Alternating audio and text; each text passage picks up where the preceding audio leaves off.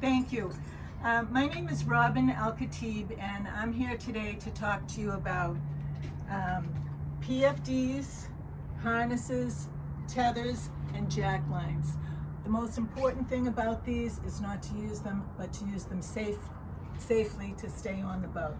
So today we're here going on an overnight passage for the next 2 days with some friends of Malik and myself. And my name is Robin. The name of the boat is Maricat, for Malik Al-Khatib, the captain, Robin Al-Khatib, myself, and Kat. We're the team, and I'm going to review the safe use of these very essential safety equipment that we use on the boat all the time. So there's something called factor loading, which is the more people that you have on a boat, the factor of risk goes up. And if you just have 1 or 2 people on the boat and 3 people on the boat, it doesn't just increase by that number. The risk doesn't increase by that number. It increases exponentially. So that's one factor, is the number of people on the boat. Another factor would be, are they hungry? The time of day. There are well-known times of day that have more risk than others. And people who go out and look at accidents, maritime accidents, after they've happened, they all usually identify not just the accident, which is defined as a loss of life or damage to property or harm to a serious injury, which all injuries are serious, but it identifies not just what happened during that accident, but what happened before that pretty much would have been an indicator to the captain or the crew that something bad was going to happen. And some of those factors are dehydration, so it's on all of us to stay well hydrated. Hunger. When you have a hungry crew, they're not likely to perform at their best. Inattention at the helm or elsewhere on the boat.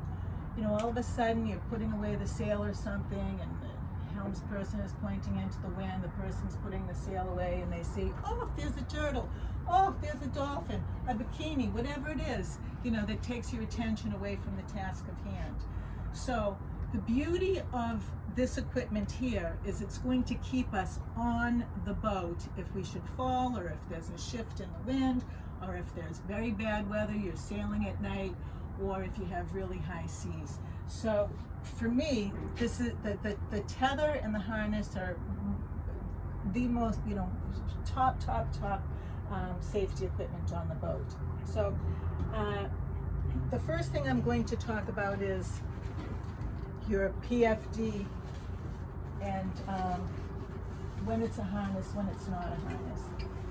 Those big orange things that we have on our boat are never a harness. This is a harness. It has the D-rings here for you to attach. It's made specifically to be a harness, and it will say so on the package. When you use your PFD harness, please take a look, inspect. Like, see these little frayed lines here, right there? And you're not supposed to have, that's okay, but here where you're secured, these are multiply sewn, and the fabric is super, high quality webbing. Make sure that it's in good condition. Take a look at it, especially if it's somebody else's. Is your cartridge current? Has it expired? Has it got a lot of UV damage? Assuming that your harness is in good condition, you can feel safe about using this harness. This harness, I like it. It's a good standard harness, but what I find is this harness is a little bit heavy, especially if you're going to be sailing for very, very long passages, 14 hours, 15 hours.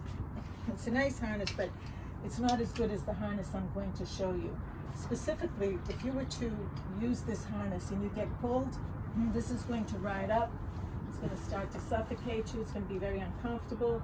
And if you should fall with this harness, all the weight is going to go either under your arms or on right here. It's going to stress your back.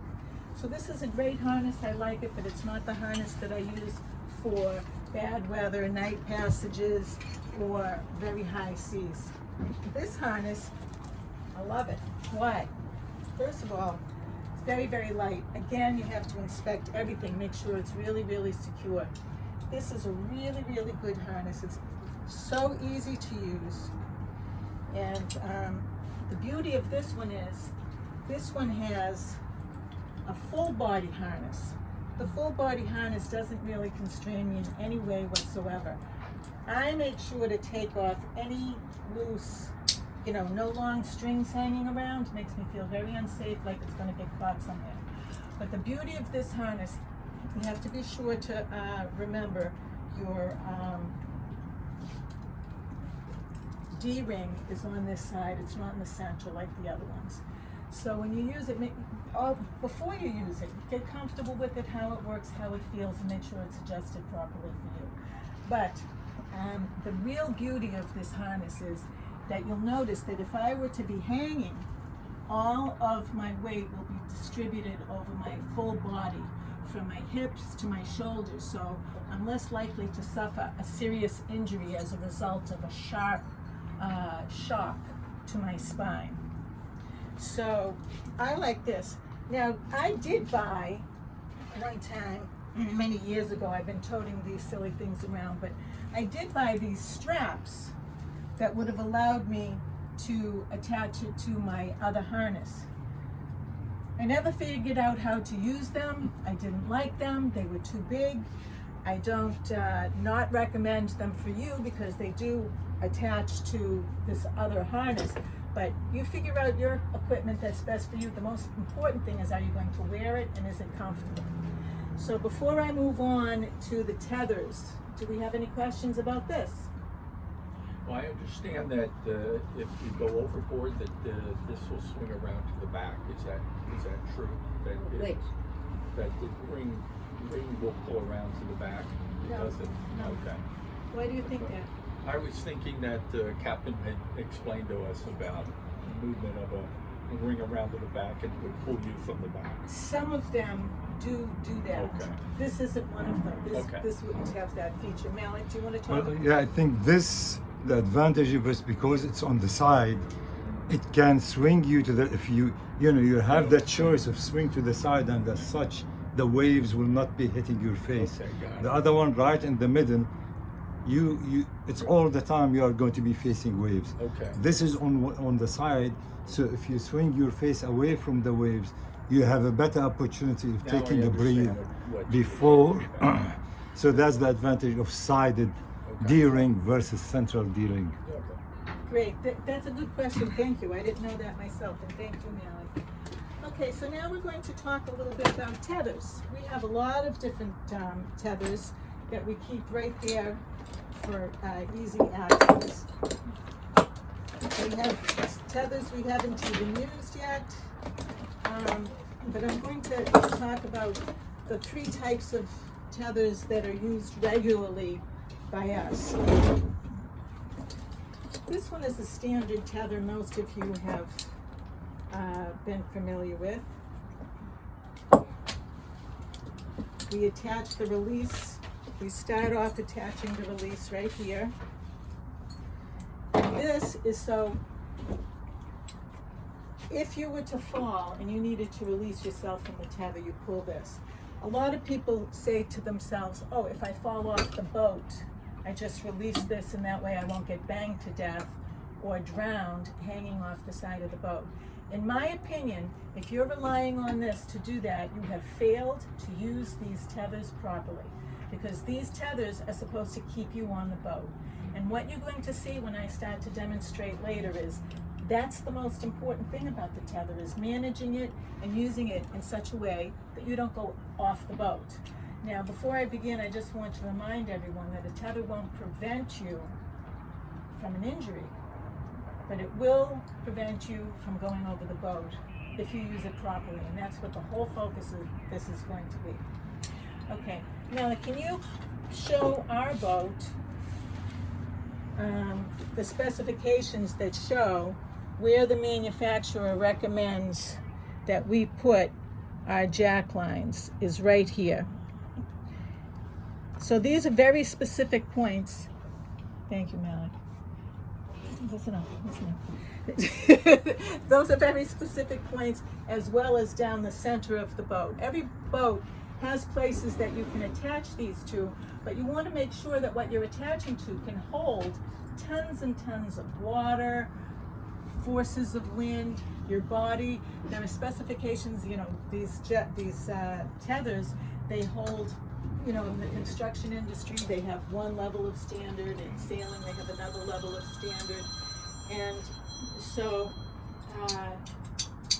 we want to make sure that we're attaching to a place that is going to hold us when those forces present themselves. This particular one, there's a 3-foot and a 6-foot. These retractions are not really to break forces, many people think. It's really just to keep it less bulky and out of the way. When I use my tether, I try to use this side for, you know, the tether that I'm not using, and this side for the tether that I am using, so that I just don't get confused, because if you're going to be using these, you're dealing with the water, you're dealing with the wind, you're trying to stay on the boat. This boat has some real dangerous pinch points where there's no place to hold. Also, one thing about this boat, and these principles are transferable to every boat. Don't think that just because it's this boat that this is how it's done. These principles should be applied to all of your boats as well. I want you to be thinking about how to do it safely on your boat. But in some areas, the width of the boat is, you know, wide enough for me to use the 6-foot tether. But in other areas, we don't even have 3-foot width. So this 3-foot isn't even long enough. And I'm going to demonstrate, if I were to use this 3-foot and attach myself, I will go off the boat very, very easily. So I'm going to show you some techniques of how to stay on. Before I get into those techniques in the demonstration, I want to point out these carabiners. Again, before you use a tether, you want to make sure that it doesn't have any solar damage, UV damage, that your equipment is in really good condition, that the sewing is firm. But I want everybody to think about, can you use these carabiners? Not all of them are easy to use. This one, it has a fail-safe system. You have to press it here and press it here, and took me a little while to learn how to use it comfortably. Malik has one he uses. This is a straight line. I can't even open it up because I'm not able to open this carabiner at all. I can do it with 2 hands, but you're not supposed to. You need 2 hands. You're supposed to be able to do it with 1. I can't open it, not because all this stuff is here, but just because it's too hard for my fingers. I don't have the finger strength. So for me, I would never be able to use this. And this tether, it's got the release, it's got a 6-foot cord, and then the most dangerous thing you can do on the boat is when you get to the distance where your tether doesn't reach, and you decide, let me take off the tether and just reach. Please, don't ever do that. If you made the decision that you needed to use a tether, then don't make the mistake of not using a long enough tether. This one, I believe this one is an 8-foot, and this one is an extension. Now there's all sorts of ways you can use an extension so that it's not quite this long. Let's say you only need 1 foot. You can wrap it once, twice, 3 times, bring them both here so you're really reducing it. You can adjust your other one to half length and then make this half length.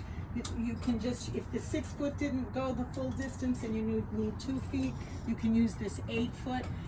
The thing that I would encourage you to do is take your tether and your jack lines and make sure you have an arrangement and try the whole thing before you go out to make sure that you don't have any blind spots, number 1, and to make sure that all your lengths don't exceed the width of your boat in all points, especially those pinch points. So, so now before we move on to the jack lines and the demonstrations, do we have any questions about this? No, thank you. Do you love it? Love it. Gotta get mine on. Gotta try it out. I guess one of the most important things is make sure your tether isn't too long. Right. That's exactly right. That's the whole point. Make sure it's not too long. And if it is too long, there's lots of ways to shorten it up. Double it. I've tied knots into them to take up the slack. There's lots of different techniques. So do you have any questions? Now, I do. I have another question. Now, do so when you go out for a sail for a day, you have all this equipment on you from the get-go? Generally speaking, I have my PFD. Wear the PFD all the time. I don't wear this equipment all the time. It's heavy. So when the captain says, you know, the wind is changing, this is coming up, whatever, I see. it gives you a cue to when you need to apply this equipment. Well, this is an excellent question. The captain may ask me to wear the tether for whatever reason, and when the captain asks, we put it on, no questions asked. Right. But I don't wait for the captain. If I'm hungry or if I'm feeling not so great, then I will wear the tether without being asked. But definitely in bad wind. But to answer your question, we have them here for any time we ever need it. I might use it for docking. I might use it in bad weather. I might use it when I'm going up. But we're going to do a 30-minute exercise, and I invite everyone to stand up for 30 seconds right now. Let's all stand up. And when you stand up, please lift one foot and close your eyes. And we're going to do this. Malik, let's do it for 30 seconds. Will you tell us when we're up, when the 30 seconds is up? Without holding on? Don't hold on to anything, just one foot. Don't hold on to anything, and then close your eyes. Not easy. Right? I think I've made the point. We made the point. I've made the Very point. difficult to do. It's very difficult to do, and this is a test of your balance. There's many people who will be able to do that easily, and I congratulate you, that's wonderful, but many of you won't, and that's, I'm sorry to say, that's something that we lose as we age, is very strong balance. And so you can work on it with yoga and exercises, but balance is what's going to trip us up in terms of falling off. Well, the it's boat. hard enough to do when you're on a hard, flat surface, but even now, You with the imagine boat the just boat a little bit of, you know, whatever, that's what kind of throws you off and you can't catch yourself. That's And right. you can fall off the float on a really nice day like today. Sure. It takes a long time to turn this boat around. Yeah, right. You know, that's interesting. many accidents, when you look at these accident reports and after the investigation, many of them are done on a beautiful day. It's in the rough situation, everybody's cautious. They're all cautious. Everybody drops their guard in the Right. nice weather. Yes. Well, just a clarification, rule of thumb on this boat: when you are in the cockpit and we are out sailing and the weather is fine, you don't need to wear tethers or PDFs. Once you are at the helm or outside the cockpit, the PDF and the tether is a must at all times. Okay. Yep. And if the weather is rough, even in the cockpit, then you would have to put your PDF and figure out, you know, if necessary, to have it tether. Okay? Okay, now we're going to go to jack lines. When you buy your jack lines, make sure that they have been inspected, make sure that they are compatible for boat use. We put these lines out every couple of days and leave them for a couple of days, but then when we're in a marina, we take them out so they don't get degraded by the sun. But you should know they stretch a little bit with rain, and they stretch a little bit just out in the air. On this boat, we've put out the jack lines, and we're going to go take a tour of how I go up and down and around the boat, particularly with the short side.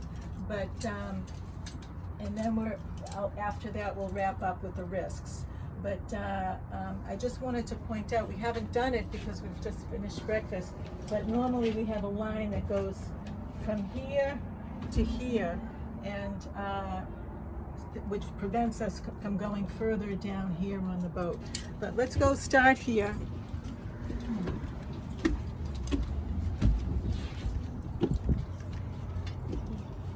This is one of the places that our manufacturer says we can tether in at the helm. Of course, we can close this gate, but if Malik asked me to go out and do something, and he asked me to go up there, I'm going to get down here and attach the tether to here. Now, this is for demonstration purposes. I will fall off the boat easily and be hanging down there if I don't do something. And the tether is not going to help me. I'll be hanging down there relying on my release. That is very scary to me because I don't have the upper body strength to pull myself up. I just can't do it. I've tried it. I've gone down on the dock and tried to pull myself up. I can't do it.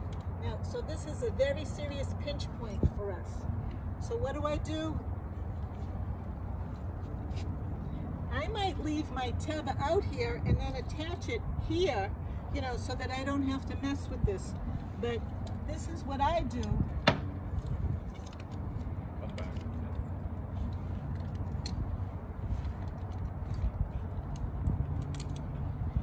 This keeps me on the boat. I am not going anywhere.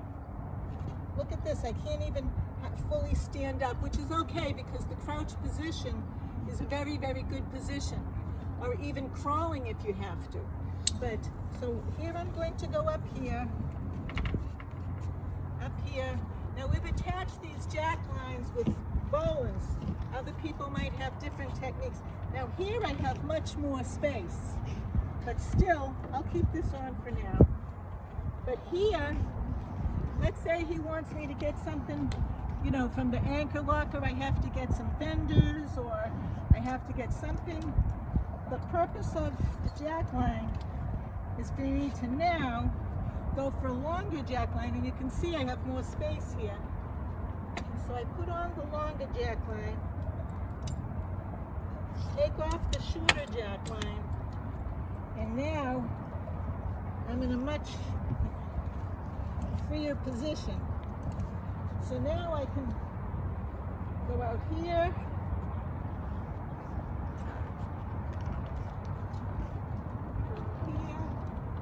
Now there's something that's going to stop me here.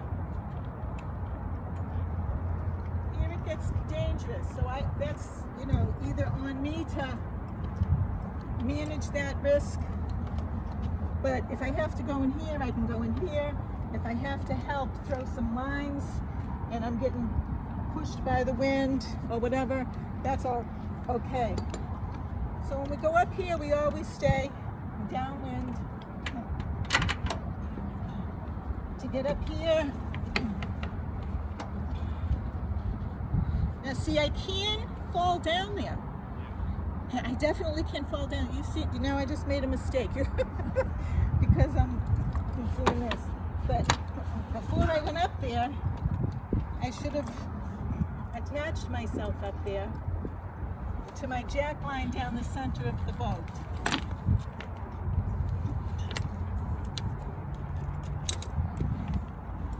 So,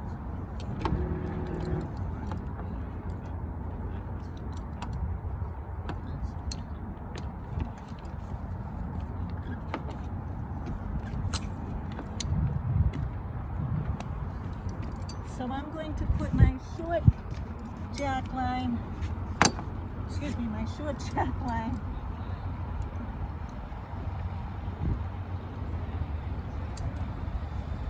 It's really important to be able to manage these with your fingers. Now, again, I could fall, but I'm not going to fall off the boat. If I fall off here, I'm not going that far. So I can go up here, work on the sail, work on the mast. And I feel very, very safe up here. So go down here.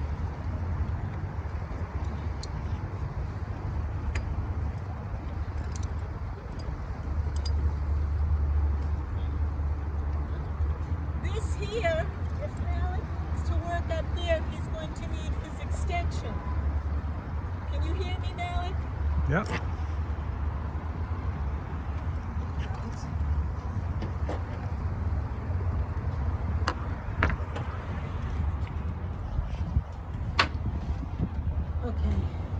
Now I'm back in here safely.